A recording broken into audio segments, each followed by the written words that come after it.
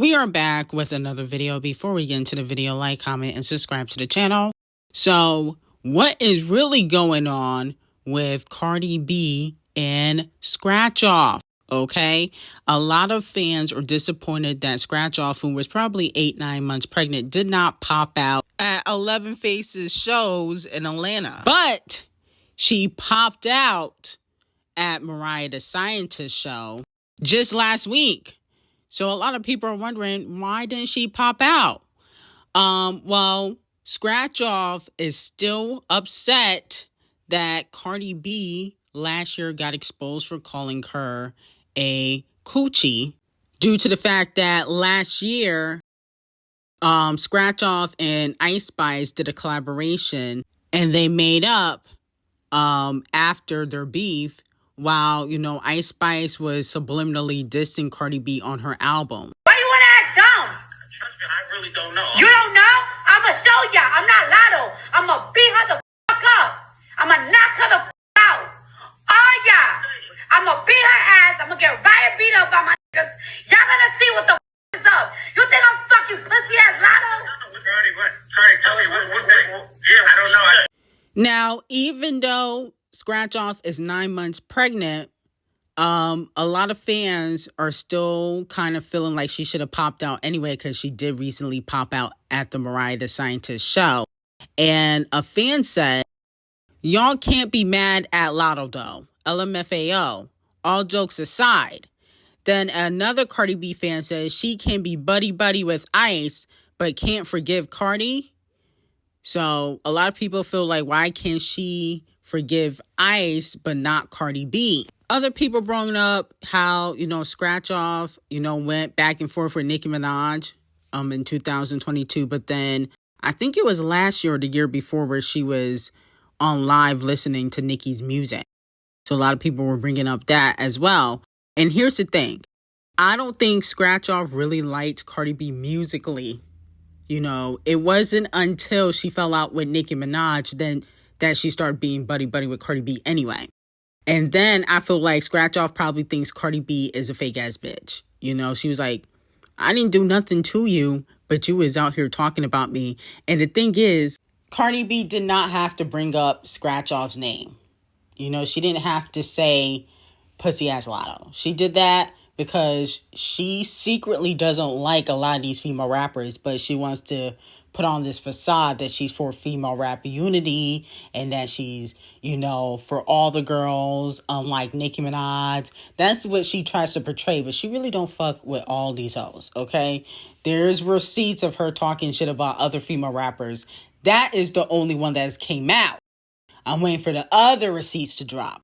And also, Scratch Off, even though Cardi B publicly apologized, Scratch Off feel like, well, she would have never said anything, or she would have pretended like she didn't do nothing if that audio didn't leak. She would have pretended like she never said nothing about Scratch Off if that audio didn't leak. So she feel like, she fake. Okay? And I think that Cardi B is made out of plastic, but I also think that she acts very plastic and fake as well. So I agree with Scratch Off on that. Now, D0JA's Planet Her becomes the first album released by a female rapper to surpass 10 billion streams on Spotify. It's the 12th most streamed album released this decade. So congratulations to Doja Cat on that. Now be on the staff at the arena because she said she was being treated rudely. Right here, because you and your employees are being disrespectful. Why I'm not going to perform today? Because go get your boss, like you said. Go get him. I'm not performing today. Let me tell you why. Because we got in here. Your employees are being rude for no reason. Being rude for no reason. Pointing fingers for no reason. Touching people for no reason. And then they're telling me, oh, we got to talk to this. Because I feel a certain type of way. Because you're being disrespectful. I did 35 shows. And I never had a problem. And we've been kind to everybody. So no, now I'm leaving. No! I'm gonna make it very fucking clear. Until these motherfuckers don't apologize to me, I'm not doing shit. I am one of those people that I believe that first impression is very important. Sometimes I be wanting to violate and disrespect people so much, but I don't, because I know that if I do, I think Botch and Bitter, like usual, is being overly sensitive and a little bit dramatic. But also, Botch and Bitter is receiving 500,000 lashings today because she and her team got my ex account locked because I posted about how fans were unhappy with her new hair care line and how the packaging was terrible. People have been complaining about it all over TikTok. And I posted about it and said, Sacred would never. Okay? And so, because I posted about it, her team reported my account and said that it was illegal activity, which posting about any product on social media is not illegal. I've went through this before many times with 11 Faces team. My account is currently back up, and I refuse to be silenced or bullied, okay, by changing faces. You can try to sabotage all you want. I'm going to continue to drag you and make people aware of the fraudulent rapper, the fraudulent businesswoman, and Titanic's tactics to push you in the industry. And I'm staying on your neck. Now, 3 Dreads, please come to the front of the congregation. He decided to beg on X like he usually do. And he said it's truly a humbling experience when events like Coachella and the Grammys come around, and like clockwork, I'm uninvited and uninvolved. I appreciate my position or space I hold in y'all heart and mind. If so, because you're the humbling experience that's timeless, and for that, I thank you. I ain't shit without you. Okay, I don't know what the second half of that paragraph really means, but Lil Wayne, 3 Dreads, I do have to give you Donkey of the Day. Okay, and the reason why I'm giving Wayne Donkey of the Day, he is an icon, but I'm tired of him begging all the time. He's begged with the Super Bowl.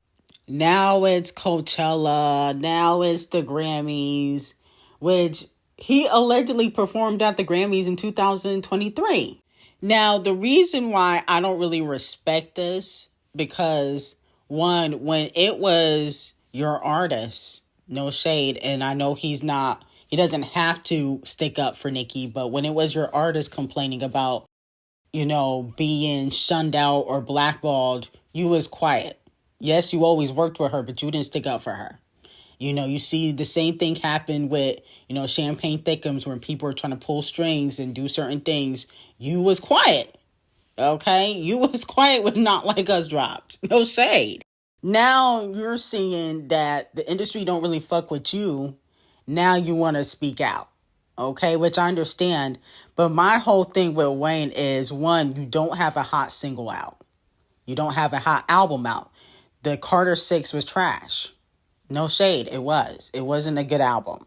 Number 2, I feel like, Wayne, you about 50. Like, why do you want to be at Coachella, in my opinion? Like, you should have been headline Coachella. Like, no shade. It's like, why you want to do it now? You're not hot. Coachella always have the hottest people headline. That's how it works. They not going to have no person that's not popular headline. That's not how it works. It's never been like that at Coachella. I don't know why he think he would headline and he's not hot right now. And then on top of that, you've isolated your fan base. Just like Kanye owes the black community an apology, so does Wayne. There's times where he has said certain things in regards to the black community that was nasty. Especially when it came to the BLM movement. And then he come out and say, oh, well, a cop saved my life. Meanwhile, they're killing other people. You're a celebrity. Like, come on now. You isolate your fan base. You've said certain things. You've aligned yourself with certain people, whether it's been political or not. And now you have to lay in the stuff that you have done. Okay? When it was Nicki getting blackballed, you was quiet. So I don't want to hear you chirping at the mouth. No shade. Okay? Because when it's done to you, now everybody want to speak up. You should have spoken up when it was your artist. And there's no shade of Wayne. I still think he's an icon. He's still a legend in the game. I still will always listen to his music and giving him his flowers. But at the end of the day, when it happened to your artist, you did not speak up. So why are you now complaining that it's done to you? You should have known that if they could do it to Nicki and Champagne Thickums, of course they gonna do it to you. And then on top of that, right now, no shade, you not hot. So it just doesn't make sense. Now, moving on to Katy, is Katy getting vindicated? TMZ found an essay that Ruby Rose wrote back in 2011 to a Australian publication, which seemingly referenced the same night she is now saying Katy Perry rubbed her disgusting vajayjay on her face. In the article she wrote, Ruby said that she had lost her dignity one night while out with Katy Perry, deciding to drink just 30 days into sobriety. So allegedly, Ruby Rose had a alcohol problem, and during her sobriety, she actually slipped up and started drinking again. And that was the same night she linked up with Katy Perry. In the essay, she also wrote that she vomited on Katy Perry's foot, which is another similarity to the new claims that she has that Katy Cat allegedly essayed her. Okay? Even though in the essay she didn't really specify the location, but she said that the Katy Cat assault took place at the Melbourne Spice Market Club. Okay, so that's what she recently said, I think, on Threads. Also in the essay, she basically said nothing horrific happened, and she had not received a DUI for her unhealthy alcohol drinking antic. According to what she wrote in the essay, she says in the essay that she had an alcohol problem. Okay, so that's just not me. But when she wrote the essay, she was sober. She was 90 days sober.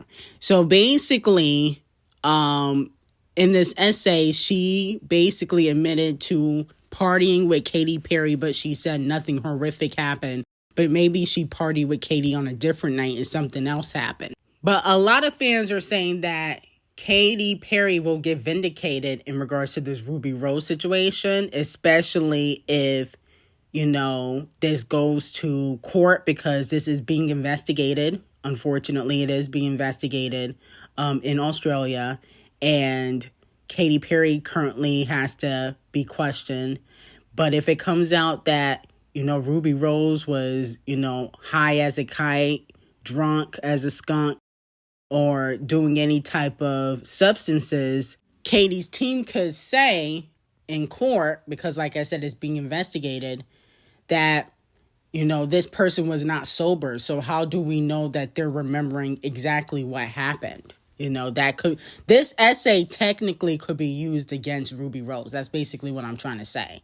You know, especially now that Team Z got hold of the article. But like I said before, this could have been a different night, not the night that the alleged incident happened. But I got the real tea on Katy and Ruby Rose on Patreon. Link will be in the description. So if you want the real tea on them, that's on Patreon. But let me know if you believe Ruby Rose or if you believe Katy Perry. Now, Hayley Williams from Paramore was asked if she will be on Queen B's rock album, and she said this. If I'm on Act 3, what do you want me to do if I am? Girl, I don't know if I am or not. I have no answer. I wish I could tell you. Tonight would be, if I could tell anyone, it would be you right now. I just don't have that answer. You might know before I do, and that's not a lie. So this is what happened. When artists work with Beyonce, they have to sign an NDA. So she can't say if she's on Act 3 or not. Okay? But Hayley and Beyonce, that's going to be fire. That's going to be a hit. Okay?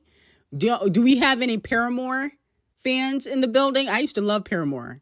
You know, they fell off. No shade. They used to be hot back in the day. They kind of fell off. But they used to be the best rock alternative pop band back in the day. Okay. So I would be here for the collaboration, but Hayley can't say nothing because she signed an NDA. That's how it works. All artists that work on Beyonce's album have to sign an NDA, and they cannot say that they're working with Beyonce because she likes to do the surprise thing. She don't want people to know who's going to be on her album. She likes to surprise the fans.